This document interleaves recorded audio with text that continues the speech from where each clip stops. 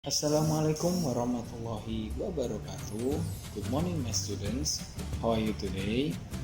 Hari ini kita akan melanjutkan pembelajaran kita di tema 4 subtema 2 pembelajaran 1 dan 2 tentang hidup bersih dan sehat di sekolah. Nah, di buku kalian di halaman 51 ya, di buku paket 51 kita akan membahas itu. Oke, kita lanjutkan.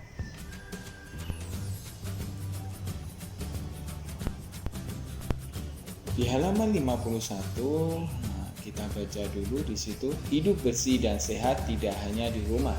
Kita juga harus hidup bersih dan sehat di sekolah.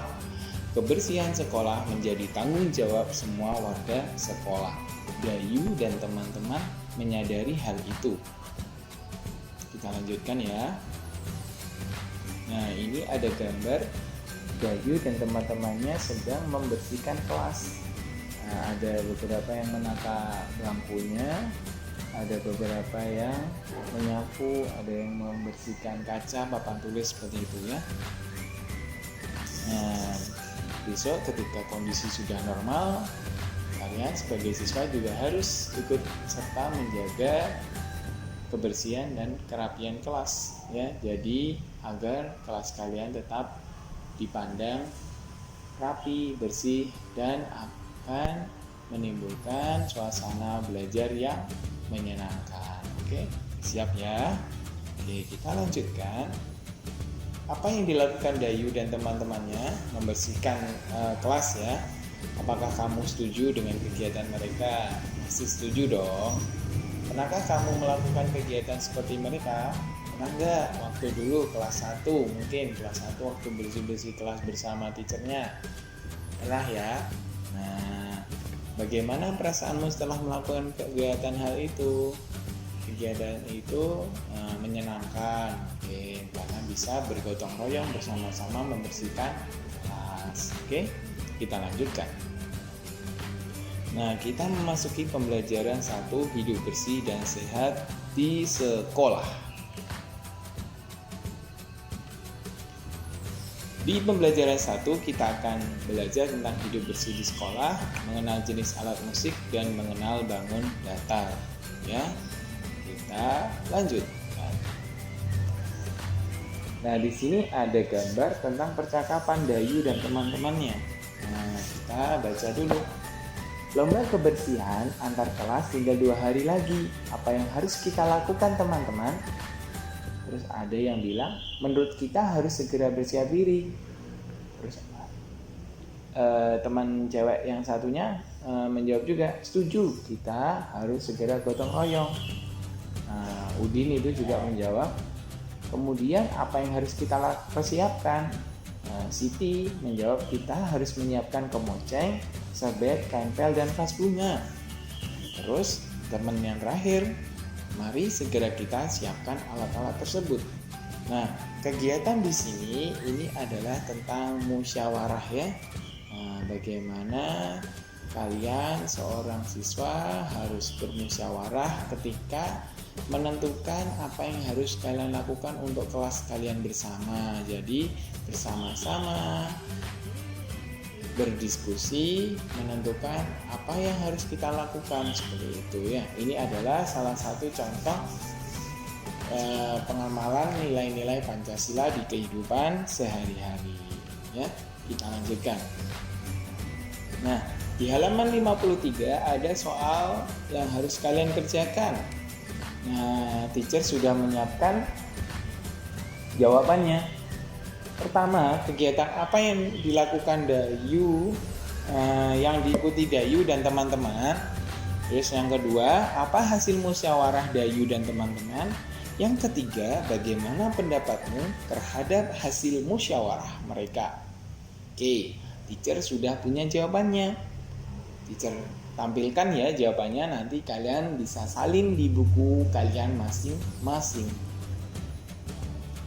Nah, nomor 1 adalah kegiatan yang akan diikuti adalah lomba kebersihan antar kelas. Nomor 2, Jawabannya adalah segera bergotong royong menyiapkan alat-alat keperluan lomba antar kelas. Dan nomor 3, hasil musyawarah mereka sangat baik karena segera menyiapkan alat-alat dengan bersama-sama. Kita lanjutkan ke nomor 4 dan 5. Soalnya adalah nomor 4, apa saja peralatan yang perlu mereka siapkan? 5, menurutmu apa manfaat kegiatan yang akan mereka lakukan? Oke, teacher langsung tampilkan jawabannya ya. Peralatan yang perlu mereka siapkan adalah kemoceng, serbet, kain pel, dan vas bunga. Dan nomor 5, jawaban yang tepat adalah manfaat kegiatan yang akan mereka lakukan adalah meningkatkan kebersihan kelas. Seperti itu ya. Oke, kita lanjutkan. Nah, di sini kita disuruh menemukan makna kata-kata berikut dengan arti yang benar ya. Oke, yang pertama ada kemoceng, yang kedua ada kain pel, yang ketiga ada vas. Oke, kemoceng itu adalah pembersih debu ya. Kain pel adalah kain yang digunakan untuk mengeringkan lantai. Dan vas adalah tempat bunga. Oke, teacher tampilkan jawabannya. Nah, ini ya, kalian salin di buku kalian masing-masing. Sudah ya? Oke, teacher lanjutkan. Di bagian ini, di halaman 54, kalian diharapkan untuk membaca teks yang ada di buku kalian masing-masing. Oke, teacher akan memberikan contoh pembacanya. Kelasku bersih, aku bangga. Sekolah Dayu akan mengadakan lomba kebersihan antar kelas. Dayu dan teman-teman bertekad untuk menang dalam lomba tersebut. Mereka mulai berbenah. Semua siswa ikut ambil bagian. Dayu dan teman-teman sepakat untuk mengadakan gotong royong. Kita lanjutkan ya. Dayu dan teman-teman mulai yang bergotong royong. Bagian pertama yang dibersihkan adalah ruang kelas. Semua siswa berbagi tugas. Ada yang menyapu lantai, membersihkan kaca jendela, membersihkan papan tulis, dan menata ruang kelas. Semua siswa ikhlas mengerjakan tugas masing-masing. Kelas Dayu menjadi bersih dan rapi. Lantai, jendela, dan dinding tidak ada yang berdebu. Semua perabotan kelas pun tertata dengan baik. Ada juga hiasan dinding terpajang di dinding. Dayu dan teman-teman bangga punya ruang kelas yang bersih. Kelas yang bersih membuat siswa sehat. Oke, seperti itu ya. Kita lanjutkan. Nah, kelas Dayu adalah kelas yang bersih. Sudah tahukah kamu ciri-ciri kelas yang bersih itu bagaimana? Oke, teacher jelaskan ciri-ciri kelas yang bersih. Kelas yang bersih, ciri-cirinya adalah tidak ada debu di lantai dan di kaca. Bangku tertata rapi. Papan tulis bersih setiap hari, maksudnya setelah digunakan dibersihkan. Alat-alat kebersihan tertata rapi. Lalu tidak ada sampah yang berserakan di dalam ruang kelas. Seperti itu ya. Jadi kalian ruang kelasnya harus ditata besok kalau sudah masuk normal ya. Nah, bagaimana kursi dan bangku, terus alat-alat kebersihan ditata dengan rapi seperti itu. Oke, kita lanjutkan. Nah, lanjut di halaman 57 ya. Teacher jelaskan 57. Dayu dan teman-teman telah bergotong royong. Ada yang menyapu lantai, ada yang membersihkan kaca, ada juga yang menata kelas. Gerakan menyapu lantai dapat dibuat sebagai bentuk tari. Di halaman 57 ada gambarnya ya. Kita lihat. Nah, perhatikan temanmu memperagakan gerakan menyapu lantai. Perhatikan gerakan kepala temanmu, perhatikan gerakan tangan temanmu, perhatikan gerakan kaki temanmu. Jadi gerakannya ada di buku, contohnya ada ya. Oke. Kita lanjut. Alat musik yang dapat digunakan. Nah, jadi kita masuk di sini mengenal jenis alat musik.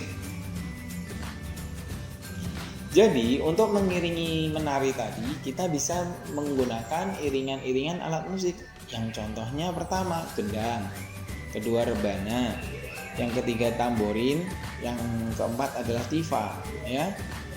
Nah, jika alat musik di atas tidak ada, gunakan benda-benda di sekitar kelasmu atau di sekitar rumahmu sebagai alat musik. Misalnya saja botol plastik bekas. Ini biasanya untuk perkusi itu ya, biasanya menggunakan alat-alat bekas sebagai alat musik, kayak misalkan timba air, terus galon air. Nah, itu dipukul suaranya kan pasti berbeda, menghasilkan nada yang berbeda. Oke. Nah, kita lanjutkan ya. Nah, perhatikan kembali gambar gendang dan tifa di atas. Dinding gendang, dinding itu berarti bagian yang luar ya, membentuk pola segitiga. Dinding tifa membentuk pola segi 4 dan segitiga ya. Nah, di situ ada gambarnya, sudah ada arah-arahnya ya. Yang segitiga yang mana, yang segi 4 yang mana. Oke. Kita lanjutkan. Nah, di sini bagian ini kalian diharapkan untuk mengarahkan banyak sisi 3, banyak sudut 3, banyak titik sudut 3. Nah, berarti ini kalian diharuskan mengkelompokkan dari bangun datar A, B, C, D, E, F, G, H, I yang termasuk di kelompok sisi 3, sudut 3, dan titik sudut 3 itu yang mana? Sedangkan banyak sisi 4, titik sudut 4, dan banyak sudut 4 itu yang mana? Tuh ya, teacher sudah menyiapkan jawabannya. Kita buka langsung ya jawabannya, kalian tinggal salin di buku kalian. Contoh ya. Nah, ciri-ciri bangun datar segitiga. Kalau ada 3, 3, 3, 3, oh berarti segitiga ya. Nah, yang termasuk segitiga itu ada bangun datar B, bangun datar D, bangun datar F, dan bangun datar H. Lalu kita lanjutkan. Nah, sedangkan yang 4, 4, 4 itu tadi ciri bangun datar segi 4. Yang termasuk segi 4 adalah yang arah ungu ya. A, C, E, G, dan I. Oke, bisa ya kalian. Nah, oke, di halaman 61 kita lanjutkan lagi. Nah, sama, kita akan mengkelompokkan banyaknya titik sudutnya, terus sisinya, dan sudutnya ya. Oke, kita buka. Nah, kelompokkan sesuai dengan sisi sudut dan titik sudutnya. Bangun pertama yang warna ungu itu sudah dikelompokkan ke bangun datar berbentuk segi 4. Nah, tinggal di sini yang segitiga yang mana, yang segi 4 yang mana. Oke, kita masukkan kembali dengan mengkelompokkan ke masing-masing kelompoknya. Nah, yang ungu itu adalah segi 4, berarti garis ungu ya. Nah, ada bangun pertama, bangun ke-1, bangun datar ketiga, bangun datar 5, bangun datar 7. Bangun datar segi 4 itu adalah bangun datar 1, bangun datar 3, bangun datar 5, bangun datar 7. Lalu untuk yang bangun datar berbentuk segitiga itu ada 2, 4, dan 6 ya. Oke, kita lanjutkan. Nah, itu tadi tentang pembelajaran 1. Sekarang kita masuk di pembelajaran 2. Oke. Nah, itu tadi adalah pembelajaran 1. Bagaimana? Ada yang tanyakan? Oke, kalau ada yang pertanyaan bisa ditanyakan ke teacher kelasnya ya, atau ke guru kalian. Oke, lanjut kita memasuki di pembelajaran 2. Di pembelajaran 2 kita akan belajar tentang mengenal rasa persatuan di sekolah dan bagaimana cara melatih keseimbangan. kita lanjutkan. Di sini kita akan membaca teks tentang halaman kelas yang bersih. Halaman kelasku bersih. Di halaman kelas tidak ada sampah berserakan. Semua siswa selalu membuang sampah ke tempat sampah. Di depan kelas disediakan keran air untuk mencuci tangan. Sebelum masuk kelas, semua siswa diwajibkan mencuci tangan. Di depan kelas juga ada taman bunga yang bersih. Rumput yang mengganggu selalu dibersihkan. Pot bunga juga tersusun rapi. Halaman kelasku kini terlihat indah. Halaman kelas yang bersih baik dijadikan tempat berolahraga. Misalnya, senam dan latihan keseimbangan. Olahraga baik untuk kesehatan. Siapa yang rajin berolahraga akan terhindar dari berbagai bentuk penyakit. Kita harus membudayakan hidup bersih dan sehat. Oke, kita lanjutkan ya. Nah, kita akan mengamati sebuah gambar di sini. Apa yang dapat kamu ceritakan pada gambar tersebut? Halaman sekolah yang bersih ya. Apa kamu mengerti dengan isi gambar? Pasti tahu ya, ini adalah halaman sekolah yang bersih dan tanpa ada sampah ya. Oke, kita lanjutkan. Kita akan mengamati kembali. Dayu dan teman-teman bergotong royong. Bergotong royong mencerminkan sikap hidup dalam kebersamaan. Kebersamaan merupakan wujud dari persatuan. Sikap Dayu dan teman-teman pantas ditiru. Mereka juga menunjukkan sikap kebersamaan dalam kegiatan lain. Gambarnya kita lihat. Nah, di sini mereka bersama-sama berolahraga, ngobrol dengan teman di halaman, lalu ada menyanyi bersama, bergembira. Nah, apakah pernah melakukan hal tersebut kalian? Pasti pernah ya dengan teman kalian. Nah, kita harap semoga pandemi ini segera berakhir biar kita bisa masuk kembali dengan normal dan kalian bisa bermain, belajar bersama dengan teman-teman seperti itu ya. Oke, kita lanjutkan. Nah, di halaman 65 kita berikan tugas, tuliskan sikap-sikap yang harus dimiliki agar tercipta persatuan di sekolah. Oke, sikap yang harus dimiliki agar tercipta persatuan di sekolah. Yang pertama adalah mau berbagi dengan teman. Oke, teacher sudah menyiapkan jawaban. Yang kedua, menghargai perbedaan agama. 3, tidak mengejek kelemahan teman. 4, tidak bersikap egois. 5, membantu kesulitan teman. 6, tidak membeda-bedakan teman. Lanjut. Dayu dan teman-teman melakukan kegiatan bersama dalam berolahraga. Mereka melatih keseimbangan posisi telentang, miring, dan telungkup. Oke, telentang, miring, dan telungkup itu seperti apa? Oke, kita akan lihat gambarnya di video kali ini. Nah, telentang itu seperti posisi di gambar A, B, C ini. Nah, mula-mula telentang dengan posisi badan lurus. Nah, kepala dan pinggang ditekuk ke kanan. Terus tahan beberapa saat semampu kalian. Biasanya ini kegiatan dalam senam ya, olahraga. Lanjut.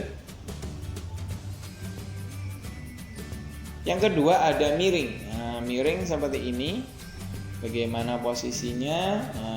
Mula-mula berbaring miring dengan kedua kaki. Itu di gambar A ya, yang lurus kakinya. Terus yang B, salah satu kaki diangkat. Nah, baik, itu yang kanan berarti ya yang diangkat. Tahan beberapa saat. Lalu yang C ini salah satu kaki ditekuk ke belakang. Nah, terus kita lanjut dengan posisi telungkup. Telungkup itu apa? Nah, telungkup seperti ini ya. Nah, mula-mula telungkup dengan kedua kaki lurus yang ada di gambar A ya. Lalu salah satu kaki diangkat. Nah, ini yang gambar B. Lalu yang C kedua kaki diangkat. Gitu ya. Oke. Jadi kalian bisa mempraktekkan di rumah kalian masing-masing dalam saat olahraga pagi ya. Biar kalian badannya tetap sehat. Oke. Nah, itu dulu yang bisa kita bahas hari ini. Nah, kurang lebihnya teacher mohon maaf. Kita akan kembali dengan video-video pembelajaran yang lainnya. Tetap semangat dalam belajar. Semoga kita tetap diberikan kesehatan dan semoga kita bisa bertemu kembali segera ya. Tetap semangat. Teacher akhiri. Wassalamualaikum warahmatullahi wabarakatuh.